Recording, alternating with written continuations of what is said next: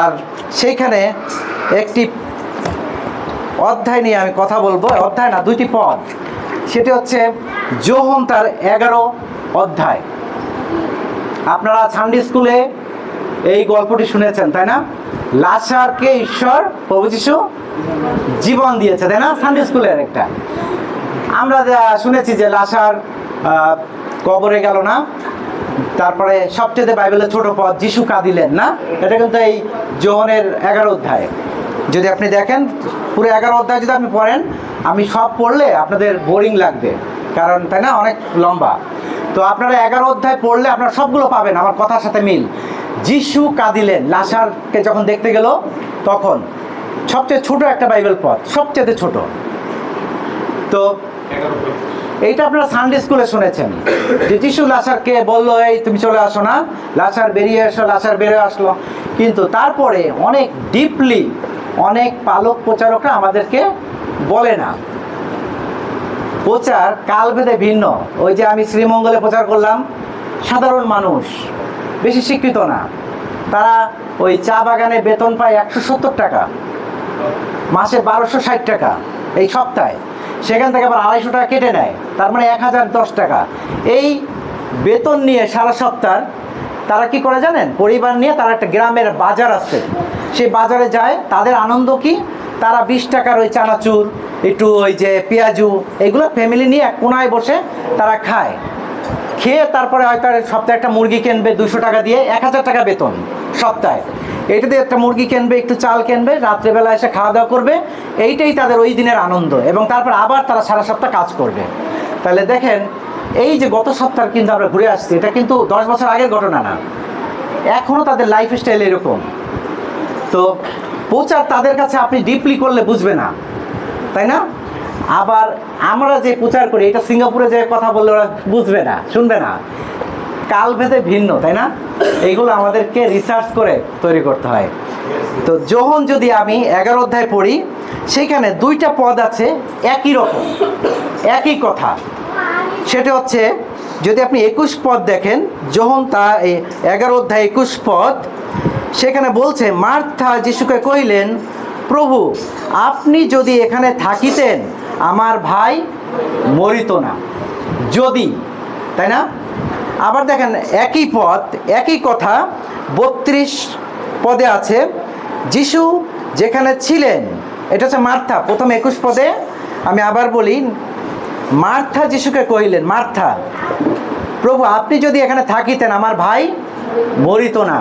আবার মরিয়ম বলছে, মেরি, যিশু যেখানে ছিলেন, মরিয়ম যখন সেখানে আসিলেন, তখন তাহাকে দেখিয়া তার চরণ পড়িয়া বলিলেন, প্রভু আপনি যদি এখানে থাকিতেন আমার ভাই মরিত না। কথার কি কোনো আলাদা আছে? একই পদ। বাইবেল আমরা অনেক সময় পড়ি 11 অধ্যায়, কিন্তু আমরা এইভাবে দেখি না। 21 এবং 32 পদ, 21 এবং 32 পদ 11 অধ্যায় একই কথা, দুইজন বলছেন। একটি পরিবারে যদি, তাই না, আমরা অনেক সময় বলি না যে যদি আমার এই 1 লাখ টাকা থাকতো না, যদি আমার কোটি টাকা থাকতো, বা যদি আমি এই ওষুধটা খাওয়াইতাম আমার এই আত্মীয়রা মরতো না, তাই না? যদি আমি এটা করতাম না, যদি আমি এটা পারতাম, যদি না। আজকের প্রচারের মূল কথা হচ্ছে যদি। এখন যদি আমি আগে থেকে বলতাম পালককে যে তোমার, আমাকে মাঝে জিজ্ঞাসা করে তোমার সাবজেক্ট কি, যদি বলতাম যদি, তাহলে তো এইটা আবার কী ধরনের সাবজেক্ট, না? এবং আমার প্রত্যেকটা প্রচার ইউটিউবে যায় কেন? আর এখানে তো অল্প লোক আমরা, তাই না? এটা অনেকেই শোনে, দেশে বিদেশে বাইরে। যদি আজকের, ঠিক আছে, যদি না আমাদের জীবনে আসে না, যদি আমি এইটা 10 বছর আগে করতাম না, তাহলে আজকে আমি বড় লোক থাকতাম না। যদি আমি 20 বছর বা 10 বছর আগে এই জমি কিনতাম, ওই যে আমাদের দুলাভাই আছে, তার অনেক টাকা ছিল, সে চাইলে এই, তাই না দাদা? দুলাভাই কেন বললাম? কারণ হচ্ছে আমাদের এক বড় ভাই দুলাভাই, আমাদের বাবুদার, হ্যাঁ আপনারা বলছি অবনীদাকে, অবনীদার এত টাকা ছিল যে চাইলে এই নতুন বাজারে সে 2-3 বিঘা জমি কিনতে পারতো, মানে কমের মধ্যে বললাম। আজকে তাইলে সে 100 কোটি টাকার মালিক থাকতো, না?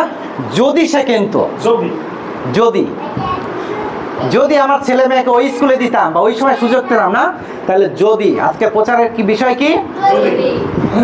সুন্দর বলছে। কি নাম তোমার? হ্যাঁ, আপন। ভালো মন দিয়ে শুনছে। যদি প্রভু থাকতেন আপনি, তাহলে আমার ভাই মরিত না। লাজারের দুই বোন ছিল। আপনারা এই যে মরিয়মের কথা বললেন না 32 পদে, এই মরিয়মকে জানেন?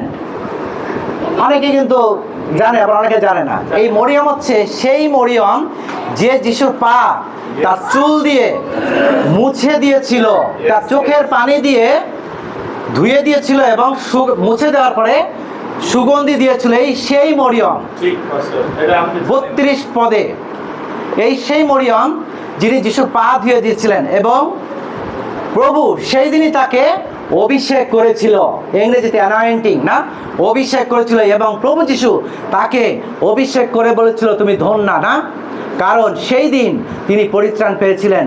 এবং এই যে মরিয়ম এবং মার্থা, তারা দুই বোন ছিল এবং তাদের ভাই লাজার, এবং প্রভু যিশু তাদের পরিবারের সাথে একটি সুন্দর সম্পর্ক ছিল। আমরা আছি না ফ্যামিলি ফ্রেন্ড, অনেকে আমরা পারিবারিকভাবে আমরা বন্ধু হই না, তাদের বাসায় যাই আসি না, খাই না। কিছু কিছু পরিবার আছে আমরা তাদের বাসায় যেতে পারি না, না, ভালো সম্পর্ক, কিন্তু ওইভাবে আমাদের সম্পর্ক নেই, যেতে পারি না, না। কিছু কিছু পরিবার আছে তাদের একদম বাসায় গিয়ে আমরা ঘুমাই না, তারপরে এই ইচ্ছা মতো খাবার দাবার বের করে নেই, না, খাই। প্রভু যিশু একজন ভালো ফ্যামিলি ফ্রেন্ড ছিল মার্থা, মরিয়ম এবং লাজারদের পরিবারে, খুব ভালো সম্পর্ক।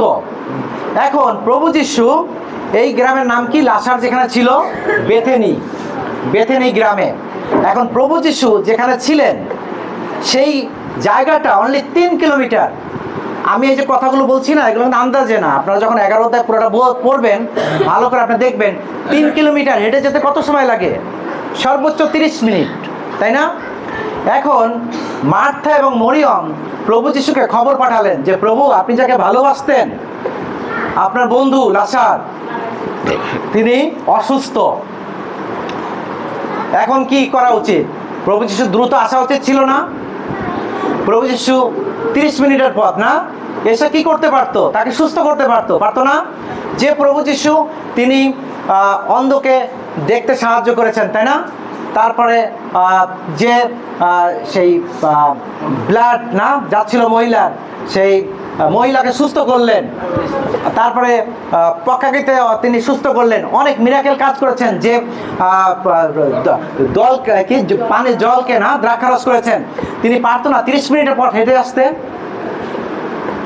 অনলি 3 কিলোমিটার পথ, বাইবেলে লেখা আছে 3 কিলোমিটার ছিল। এবং প্রভু যিশু পারতেন, কিন্তু প্রভু যিশু তার শিষ্যদেরকে বুঝাতে চেয়েছিলেন ঈশ্বরের পরাক্রম, ঈশ্বরের আশ্চর্য কাজ, ঈশ্বরের পরিকল্পনা প্রভু যিশু শিষ্যদেরকে বুঝাতেছিলেন।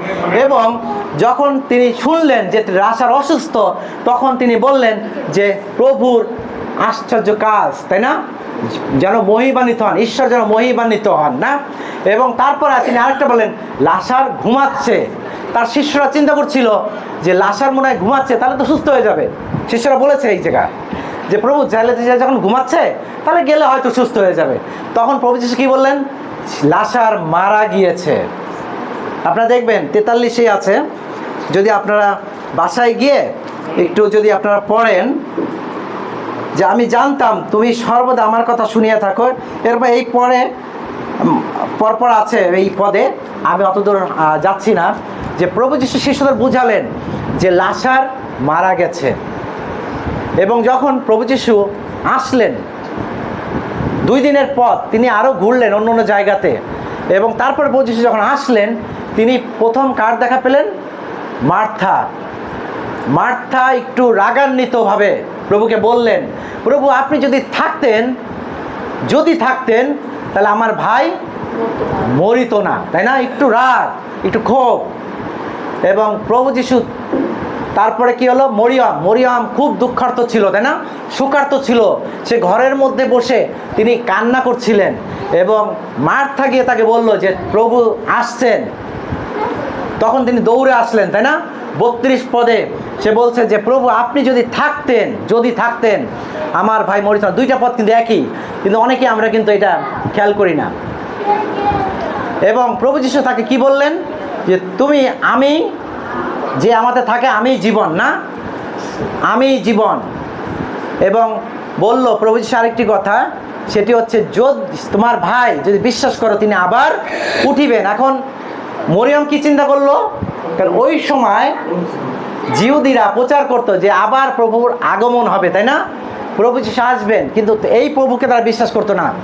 এখন মরিয়ম বলছে, হ্যাঁ প্রভু, আমরা জানি যে ধর্মগ্রন্থে লেখা আছে আবার সেই পুনরুত্থানের সময় না আমার ভাই জীবিত হবে। সে কিন্তু বিশ্বাস ওইভাবে করেনি যে প্রভু যীশু মৃতকেও জীবন দিতে পারে। প্রিয়জনেরা, আজকে এমন কোনো পরিস্থিতির মধ্য দিয়ে কি আমরা যাচ্ছি যে মনে হচ্ছে যে অসুস্থতার মধ্য দিয়ে যাচ্ছি, আমরা প্রভুকে ডেকেছি, প্রভু আসেনি, তাই না? মার্থা মরিয়ম যে প্রভু যীশু তিনি খেয়েছেন তার বাসায় আহার করেছেন, তার বাসায় ছিলেন, বললেন অসুস্থ, কিন্তু প্রভু যীশু আসলেন না। তিনি আরও 2 দিনের পর তিনি ঘুরলেন, তাই না?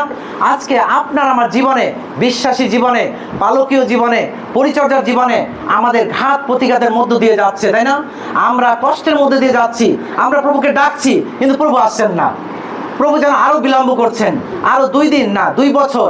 আমার মনে পড়ে রিচার্ড দা যখন তিনি এজি থেকে কোনো একটা কারণে তিনি বের হয়ে গেলেন, প্রায় 3 বছর তিনি বলছিলেন যে মসির মতো তার জীবন প্রান্তরে চলছিল। আমার মনে পড়ে আমি সেই করোনার মধ্যেও আমি এই ঢাকা থেকে আমি সেই খুলনায় গিয়েছিলাম তাকে দেখতে। শুধু তাকে না, আমি অনেককে দেখতে গিয়েছিলাম সেই করোনার মধ্যে, যখন রাস্তা ফাঁকা, কেউ ঘর থেকে বেরোয় না। আমি তখন চিটাগাং গিয়েছি, আমি তখন খুলনায় গিয়েছি গাড়ি নিয়ে, এবং আমি দেখেছি তার কষ্ট এবং ঈশ্বরের পরিকল্পনা। তার দেখেন 3 বছর পরে, তাই না, তিনি আবার এখন ভালো আছেন। ঈশ্বর মাঝে মাঝে আমাদের পরীক্ষার মধ্য দিয়ে নিয়ে যায়। ঈশ্বর যে নিয়ে যায় তা না, কিন্তু আমাদের পরিপক্ক হওয়ার জন্যই ঈশ্বর এই পরিস্থিতির মধ্য দিয়ে আমাদেরকে নিয়ে যায়, যেন আমরা আরও পরিপক্ক হই। এমন কোনো কষ্ট যেটা আপনার মৃত্যুর যন্ত্রণার মধ্য দিয়ে নিয়ে যাচ্ছে। আজকে দেখেন সেই লাসার অসুস্থ, প্রভু যীশু আছেন 3 কিলোমিটার দূরে, কিন্তু প্রভু যীশু আসলেন না, তিনি আরও 2 দিনের পথ ঘুরলেন। আজকে আপনার জীবনে মনে হচ্ছে 2 বছর 3 বছর আপনি কাটাচ্ছেন, মনে হচ্ছে আর সহ্য হচ্ছে না, কিন্তু মনে রাখবেন এর মধ্য দিয়ে এর পরেই আপনার জীবনে সে আশ্চর্য কাজ, প্রভু যীশুর আশীর্বাদ, প্রভু যীশুর শান্তি, সেই মিরাকেল আপনার জীবনে ঘটতে যাচ্ছে, যদি আপনি বিশ্বাস করেন, যদি আপনি ধৈর্য ধরে থাকেন। এবং প্রভু যীশু আসলেন, তিনি বললেন লাসার মারা গেছে।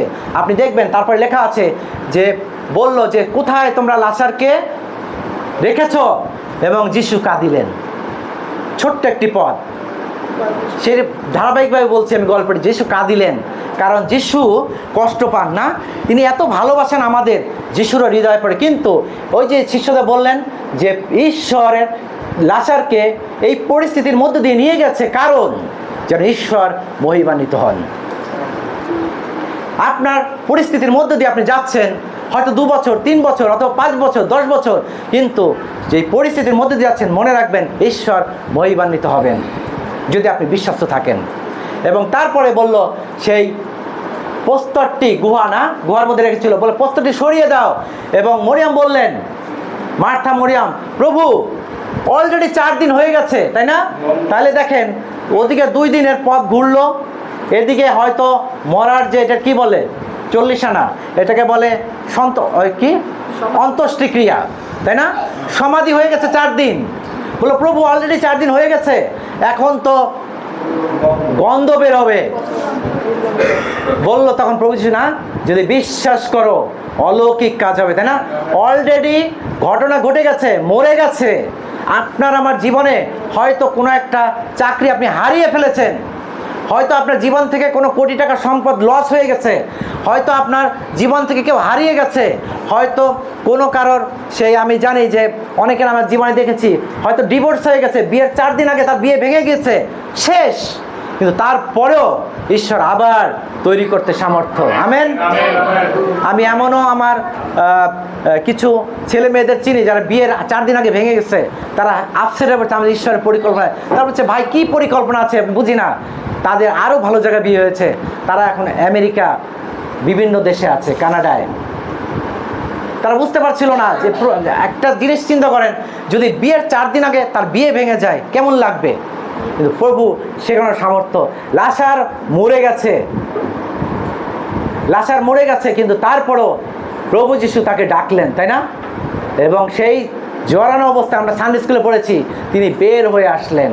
প্রিয়জনেরা, আপনার জীবনে যদি সব কিছু হারিয়েও যায়, আপনি যদি মৃত সেই লাশারের মতো যদি সব কিছু শেষ হয়ে যায়, পচে গলে সব শেষ, কিন্তু তারপরে ঈশ্বর সামর্থ্য যেন প্রভু যিশু আপনাকে আবার সব কিছু নতুনভাবে তৈরি করতে সামর্থ্য।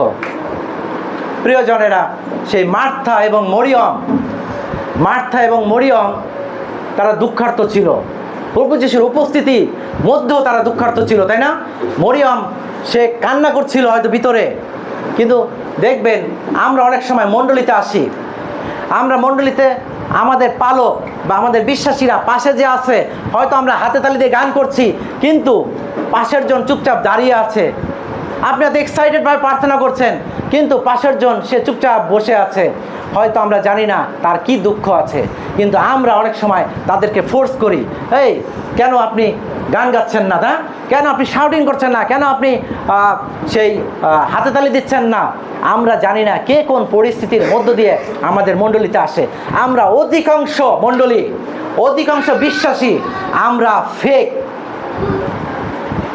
ফেক মানে এটাকে আর্টিফিশিয়াল, মানে ভণ্ড না, এটা আমরা বলতে পারি অভিনয়। আমরা নাটকের মধ্য দিয়ে যাচ্ছি। অধিকাংশ বিশ্বাসী আমরা মণ্ডলীতে আসি, আমরা সমাজে থাকি, আমরা অভিনয় করি ভালো থাকার, আমরা সুখের অভিনয় করি।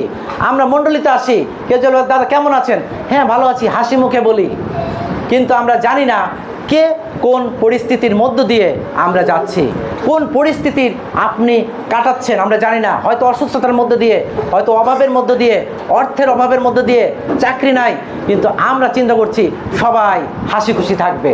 এই হাসি খুশির অভিনয় আমরা করছি মণ্ডলীতে, সমাজে। প্রিয়জনেরা, আমাদের ব্যক্তিগতভাবে আমাদের মানুষের পাশে দাঁড়ানো দরকার, একটু সময় নেওয়া দরকার, একটু তাদের বাসায় যাওয়া দরকার। আমাদের ফোন করে জানা উচিত যে আপনি কোন পরিস্থিতিতে আছেন, দিদি বা দাদা, আমি কি আপনার জন্য কি প্রার্থনা করতে পারি, তাই না? বা আমরা কিভাবে দাঁড়াতে পারি, এবং বিশ্বস্ত হতে হবে। আমি অনেক পালককে চিনি যারা দুঃখের কথা শুনে অন্যের কাছে বলে বেড়ায়। এই ধরনের কাজ করলে কিন্তু আপনি বিশ্বস্ত হবেন না। আমার অনেক কথা আমার স্ত্রী জানে না, মাঝে মাঝে দুঃখ করে ওই সেদিন বলে না, ওই মায়াদিরা বলতেছিল যে অনেক কিছু করে, আমাকে বলে না, আমার অনুমতিও নেয় না। আমি লক্ষ লক্ষ টাকার জমি কিনেছি 15 মিনিটের কথায়, ঘরের কেউ জানে না, অনেক ডিসিশন নেই। বিশ্বস্ততা, যখন কেউ আপনার কাছে কিছু বলবে, আপনি যখন কিছু করবেন, আপনার জানার দরকার নাই, প্রভু জানলে হচ্ছে, তাই না? আমেন। প্রিয়জনেরা, অভিনয় না, ফেক না, আমার যে নিজের পরিচয়, আমি কে, সেটি আমাকে তুলে ধরতে হবে। আমরা যেন সেই অভিনয় না করি, আমরা যেন সেই অভিনয় নিয়ে যেন মণ্ডলীতে না আসি। প্রভু যিশুর অলৌকিক কাজ লাসার দেখেছিল, মেরি দেখেছিল, মার্থা দেখেছিল। মার্থা রাগান্বিত ছিল, মরিয়ম দুঃখার্ত ছিল।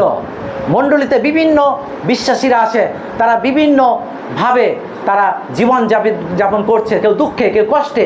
আমাদের প্রার্থনায় তাদের পাশে দাঁড়াতে, সহযোগিতায় তাদের পাশে দাঁড়াতে হবে। শুধু একজন না, সবাই মিলে সবাইকে সহযোগিতা করতে হবে। প্রিয়জনেরা, প্রভু যিশু, এই যে মরিয়ম, তিনি যখন যোহনে লেখে যে এই সেই মরিয়ম, তাই না, যে লাসারের বোন, সেই মরিয়ম যিনি প্রভু যিশুর পা ধুয়ে দিয়েছিলেন, তাই না, এবং অভিষেক পেয়েছিল চোখের জলে। আবার দেখবেন জিহুদার কথা লেখা আছে না, প্রভু যিশু জিহুদাকে পছন্দ করলো না প্রথমে, কিন্তু তারপর দেখেন কিভাবে পরিচয় করাই দিল জিহুদাকে। এই সেই জিহুদা যে প্রভু যিশুর সাথে প্রতারণা করেছিল, তাই না? তার মানে আগামীতে ঘটবে। বাইবেল যখন ঈশ্বর আপনার সঙ্গে কথা বলবেন, ঈশ্বর আপনাকে ভবিষ্যৎ দেখাবে, কিন্তু এটা আপনাকে আগে বলে দেবে, তাই না? এবং আপনার জীবনে যখন প্রার্থনা থাকবে, বাক্যপাঠ থাকবে, আপনার জীবন যখন প্রভুর সেই উপচি আশীর্বাদ থাকবে, ঈশ্বর আপনাকে ভবিষ্যৎ দেখাবে, কিন্তু এটা এমনভাবে বলবে যেন আজকে বলছে ভবিষ্যতের বিষয়, কিন্তু এমনভাবে মনে হবে যে এটা অলরেডি ঘটে গেছে, তাই না? ঈশ্বরের আশীর্বাদ মার্থা এবং মরিয়মের জীবনে দেখেছিল। এমনকি লাসার মারা গিয়েছিল, প্রভু যিশু তাকে জীবন দিয়েছিলেন, তাই না? আপনার আমার জীবনে যদি এমন কিছু থাকে যে আমাদের জীবনে আর সম্ভব না, হয়তো আমরা মৃত্যুর মতো বা আমাদের জীবন থেকে অনেক কিছু হারিয়ে গেছে, ঈশ্বর আবার দিতে সামর্থ্য। প্রিয়জনেরা, আসুন আমরা প্রভুর উপর নির্ভর করি। ধন্য প্রভু নাম। আসুন। সুন্দর বাক্য।